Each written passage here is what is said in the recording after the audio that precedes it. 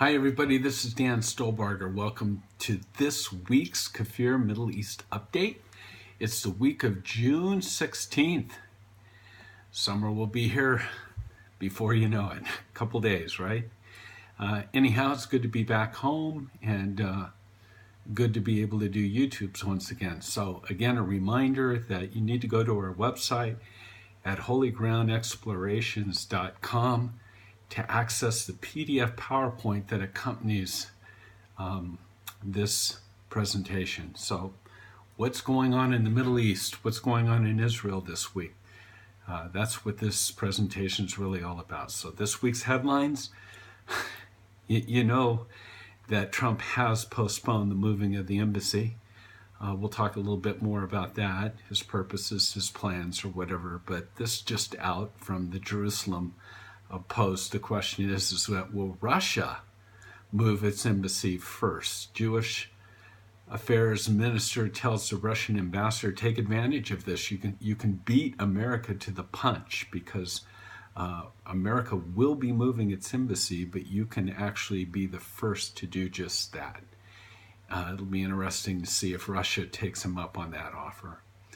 An article that I don't know if it got much play, but it's called One Missile Makes a Difference. Last week, a single mystery missile was fired, not sure if it was by ground or air, early on Wednesday, June 7th. And did you know it wiped out the entire top Islamic State command on the Syrian Golan Heights? All 16 officers of the 2,000 strong, it's called the Khalid ibn al-Walid Army. It was the ISIS operations arm of the Syrian Golan area. They were all in a building that was targeted and they were all wiped out. Didn't hear much of it, but one missile does make a difference. Palestinian Authority on Wednesday, just yesterday, blames Israel for the energy crisis in Gaza. If you're keeping up on all of this, it's really an internal struggle between Fatah, the Palestinian Authority, and Hamas. So what else? Blame the Jews, right? So the Palestinian Authority are blaming Israel for the crisis there. And then, we hear all about this peace process or whatever with the Palestinians, Hamas, Fatah, or whatever. Well, there are two missing soldiers, or the bodies of missing soldiers, and the Red Cross has basically asked Hamas to provide information, and their quote, "Not one shred of information will be offered without a prisoner exchange deal that will see the release of our people held by the Zionist entity." This according to Hamas officials, when the request of information for the two slain soldiers and 3 civilian captives. So, ain't gonna happen. Okay, check out the next article, timing for the embassy move. And you'll see Trump, the picture of Trump at the Western Wall. Keep your promise, Mr. President. This is an article by Stephen Shamrack. Food for thought. He says, President Donald Trump, he's not afraid to confront the world on many issues. He's abused China, the Europeans, he's repealed Obamacare, he's lectured NATO members, he's attacked Syria, he's shown disrespect to the Saudi king, he's withdrew the U.S. from the Paris Climate Change Agreement. The only problem for him is to fulfill the promise he gave to the Jews. It seems that moving the U.S. embassy to Jerusalem presents the greatest threat to U.S. national security, more than Iran, more than North Korea, and all the other world problems and conflicts put together. Although I think I understand his strategy, and now keep this in mind, if he's going to do it, most likely it will be before the U.S. mid-primaries, congressional elections that are Tuesday, November 6th. So circle that date. It'll be interesting to see. Still on this embassy delay, I thought this was noteworthy. Trump's waiver in delaying the relocation of the U.S. Embassy in Israel from Tel Aviv accomplished two things. First, of course, it disappointed many Israelis for a failure to fulfill his pre-election promise. Second, I think this is more important, perhaps more importantly, it sent precisely the wrong message to the Palestinians. The message this delay actually sent was that the U.S. will fold under pressure and threats. The message of weakness and retreat harms our credibility. It's in general, you have to understand that the Arabs admire and respect figures, ruthless tyrant figures that they've had to deal with, like Saddam Hussein, etc. But because they know that you don't mess with it, that people keep if it's a threat or it's a promise, they keep those promises. But when they see weakness, they take advantage of it. I'm afraid that we might have shown weakness because, again, the big threat is if we move the embassy, what will they do? So, something to consider. Found this interesting. The United Nations, this is a posting for a job position, aside from several postings for employment opportunities in, quote, occupied Palestinian territory. There was a new one that was just posted that said there's a position available in Jerusalem, Palestine.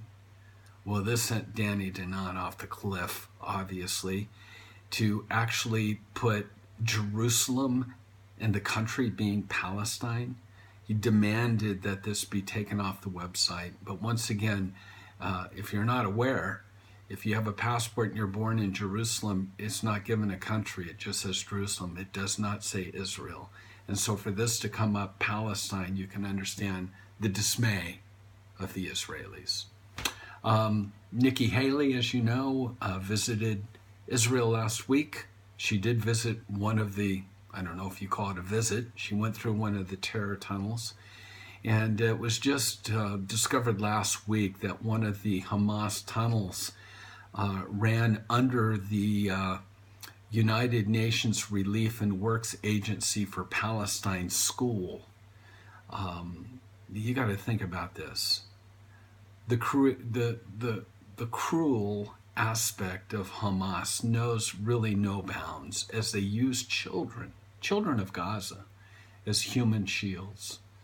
Instead of the UN schools serving as centers of learning and education, Hamas has turned them into terror bases for attacks on Israel.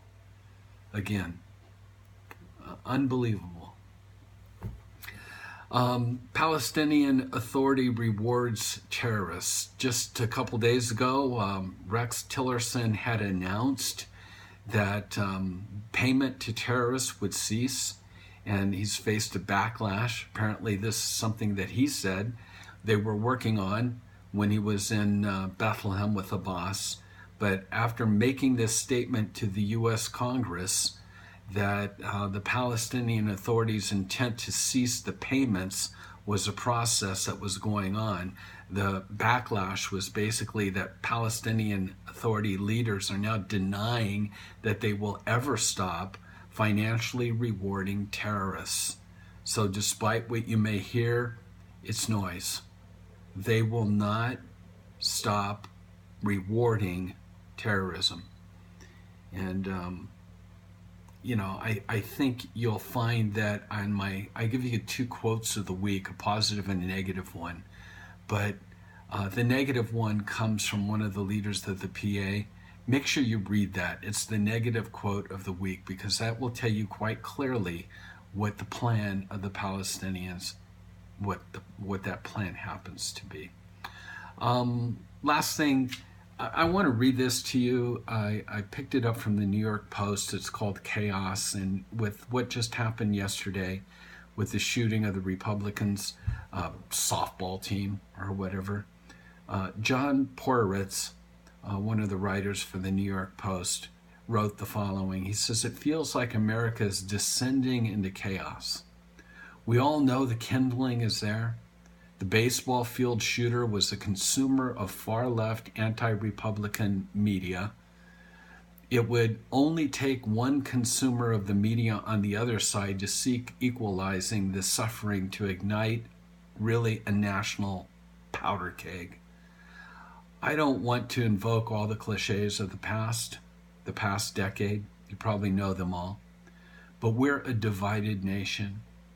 We are living in our own bubbles. We don't even accept the same facts, and we hate each other.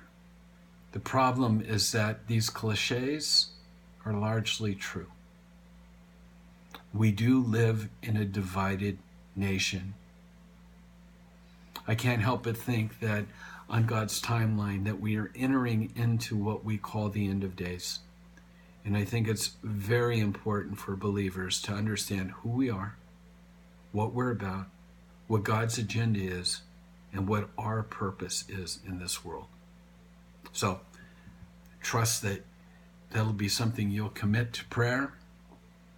Again, you'll see the positive quote of the week. I probably should end with this. I'll leave the negative one to you, but Bing Crosby wrote, "When I'm worried and I cannot sleep, I count my blessings instead of sheep." Count your blessings. Well, let me encourage you to consider going to Israel with us. We have an Israel trip coming up in November, Off the Beaten Path. You can see the flyer on that. We're starting a Bible study next week. We'll probably try to broadcast it in some way, but summertime Bible study at Kings Highway that we're going to have kind of a Middle East update discussion, as well as studying the scriptures concerning the fulfillment, Jesus being the Messiah by only using the Old Testament. So it should be interesting. Looking forward to it. So with that, Shabbat Shalom, and God bless you all.